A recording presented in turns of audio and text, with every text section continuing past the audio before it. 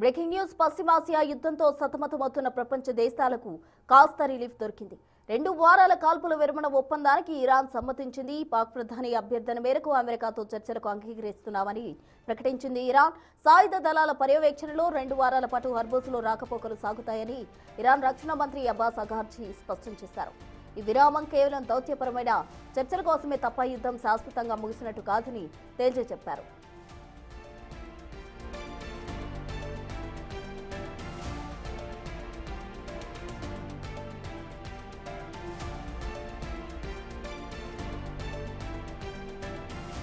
కాల్పుల విరమణకు సంబంధించి ఇరాన్ 10 సూత్రాలతో ఒక ప్రతిపాదన పంపింది.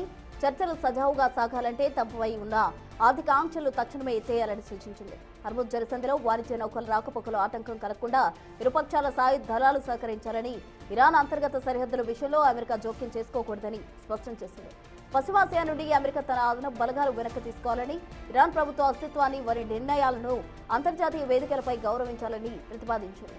బందీల విడుదల, విదేశీ బ్యాంకుల్లో స్తంభించిన ఇరాన్ నిధులను విడుదల చేయడం, పొరుగు దేశాలతో ఇరాన్ జరిపే వాణిజ్య ఒప్పందాలకు అడ్డు చెప్పకూడదని ఇరాన్ స్పష్టం చేసింది. గతంలో కుదిరిన అణు ఒప్పందాలకు సంబంధించి నిబంధనలపై స్పష్టత ఇవ్వాలని, చర్చల్లో మధ్యవర్తిత్వం వహిస్తున్న దేశాల పాత్ర అధికారికంగా గుర్తించాలని ఇరాన్ తన 10 సూత్రాల ప్రతిపాదనలో తేల్చి చెప్పింది.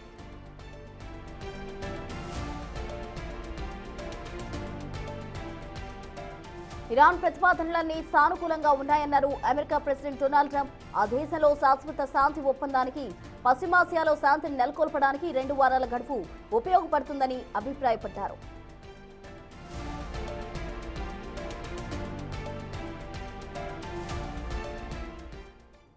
ఫిబ్రవరి 28న Iran supreme leader Ayatollah Ali Khamenei మరణంతో మొదలైన భీకర యుద్ధం పశ్చిమాసియాను రావణ కాష్టంలా మార్చింది. 40 రోజుల పాటు కొనసాగిన రక్తపాతం ఇప్పుడు శాంతి ముంగిటి నేర్చింది. అమెరికా ప్రతిపాదించిన 15 అంశాలు ప్రణాళికకు ప్రతిగా ఇరాన్ తన 10 సూత్రాల ప్రతిపాదన దౌత్య చర్చల ప్రతిపాదికగా ప్రకటించింది. ఈ క్రమంలో ఇస్లామాబాద్ వేదికగా శుక్రవారం జరగనున్న భేటీపై ఇప్పుడు ప్రపంచ దేశాల దృష్టి నెలకొంది.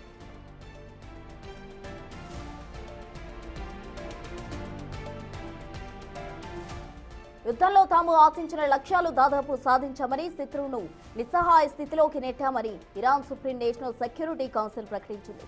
దేశం కోసం ప్రాణత్యాగం చేసిన ఇరాన్ ప్రజలకు ధన్యవాదాలు తెలుపుతూ యుద్ధాన్ని ముగించేందుకు అమెరికా ముందు కఠినమైన షరతులు ఉంచింది. ఈ మేరకు 10 సూత్రాల ప్రణాళిక అమెరికా ముందు ఉంచింది.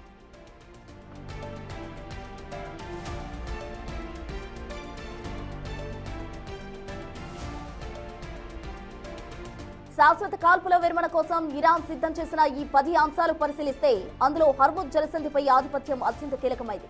ఇరాన్ సాయుధ దళాల సమన్వయంతోనే హర్ముజ్ నుంచి నౌకల రాకపోకలు సాగాలని, ఇక్కడ ఇరాన్ ఆధిపత్యం గుర్తించేలా సురక్షిత రవాణా ప్రోటోకాల్ను రూపొందించాలని ఆ దేశం ప్రతిపాదించింది.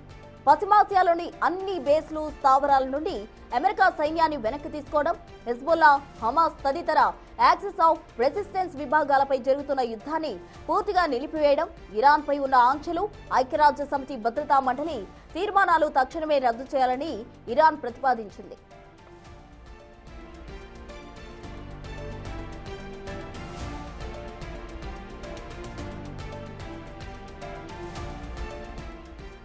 యుద్ధం వల్ల ఇరాన్కు జరిగిన నష్టానికి పూర్తి స్థాయిలో పరిహారం చెల్లించాలని, విదేశాల్లో స్తంభించిపోయిన ఇరాన్ ఆస్తులు, నిధులు తక్షణమే విడుదల చేయాలని ఇరాన్ ప్రతిపాదించింది. ఈ ఒప్పందాలన్నీ ఐక్యరాజ్య సమితి భద్రతా మండలి ద్వారా చట్టబద్ధంగా అమలు కావాలని స్పష్టం చేసింది. చర్చల అనంతరం ఈ ప్రతిపాదనలకు అమెరికా అంగీకరిస్తేనే యుద్ధానికి ముగింపు పలుకుతామని ఇరాన్ తన ప్రకటనలో స్పష్టం చేసింది. ఈ క్రమంలో 14 రోజుల కాల్పుల విరమణ కాలంలో దౌత్యం ఎలా సాగుతుందనే దానిపైనే ప్రపంచ దేశాల భవిష్యత్తు ఆధారపడి ఉంది.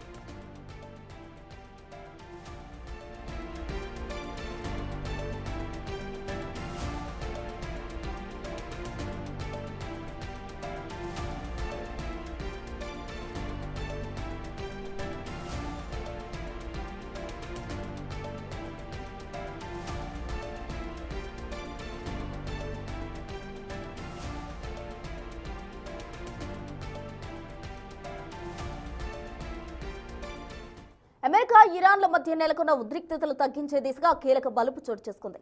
ఏప్రిల్ 10 శుక్రవారం రోజున పాకిస్తాన్ రాజధాని ఇస్లామాబాద్ వేదికగా ఇరు దేశాల మధ్య ఉన్నత స్థాయి చర్చలు ప్రారంభం కానున్నాయి. దానికి సంబంధించిన బ్రేకింగ్ న్యూస్ ఇప్పుడు మనం చూస్తున్నాం.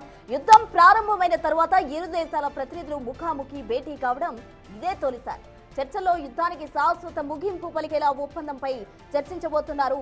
అమెరికా ఇరాన్ మధ్య ఇస్లామాబాద్ లో జరగనున్న చర్చలకు అమెరికా తరఫున వైస్ ప్రెసిడెంట్ జేడీ వాన్స్ నాయకత్వం వహించే అవకాశం ఉంది. ఆయనతో పాటు స్టీవ్ విట్కాఫ్, అలాగే ట్రంప్ అల్లుడు సలహాదారైన జారెడ్ కుష్నర్ కూడా చర్చల్లో కీలక పాత్ర పోషించనున్నారు.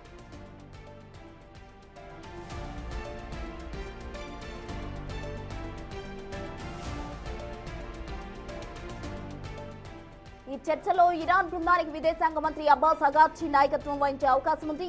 ప్రాథమికంగా 2 వారాల పాటు దఫదఫాలుగా ఈ చర్చలు జరగనున్నాయి. అవసరమైతే ఇరు పక్షాల అంగీకారంతో ఈ సమయాన్ని పొడిగించనున్నారు.